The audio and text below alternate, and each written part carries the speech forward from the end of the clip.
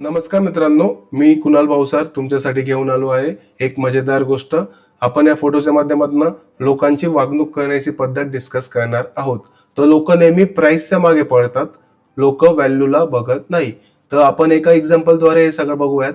जेव्हा चांदीचा भाव 50,000 रुपये पर किलो होता, तेव्हा लोक फारसे चांदी घेण्यामागे उत्सुक नव्हते. पण चांदी तीच होती, व्हॅल्युएबल चांदी होती. तीच चांदी लोक आता 4 लाख रुपये पर किलो झाल्यावर लोक रांगच्या रांग लावून 4 लाख रुपये पर किलो चांदी घेऊन राहिले.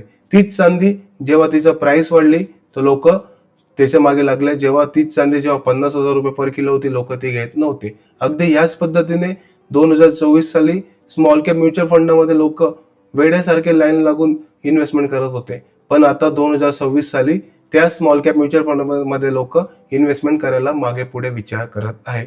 यावरून आपल्याला काय शिकायला भेटतंय, तर लोक हे प्राइसच्या मागे पडतात, लोक हे व्हॅल्यूच्या मागे पडत नाही. तर लवकरच चांदीमध्ये 30 ते 40% करेक्शन येऊ शकतं, सोन्यामध्ये सुद्धा 30 ते 40% करेक्शन येऊ शकतं. आपण इथून पुढे आपली इन्व्हेस्टमेंट म्युच्युअल फंडमध्ये करावी, जेणेकरून आपल्याला चांगले रिटर्न्स भेटणार आहे. चांदी आणि सोन्याबद्दल आजकाल सर्वीकडे चर्चा होत आहे. ज्या गोष्टीबद्दल जास्त चर्चा होते त्या गोष्टीपासून आपण लांब राहायला पाहिजे. सोनं चांदीपासून आपण सध्या आता लांब राहायला पाहिजे. आपण आता म्युच्युअल फंडमध्ये इन्व्हेस्टमेंट करायला पाहिजे. तर तुम्हाला म्युच्युअल फंड बद्दल कुठलीही हेल्प लागली तर मला तुम्ही कॉन्टॅक्ट करा. माझा नंबर इथे डिस्क्रिप्शन मध्ये तुम्हाला भेटून जाईल. थँक्यू.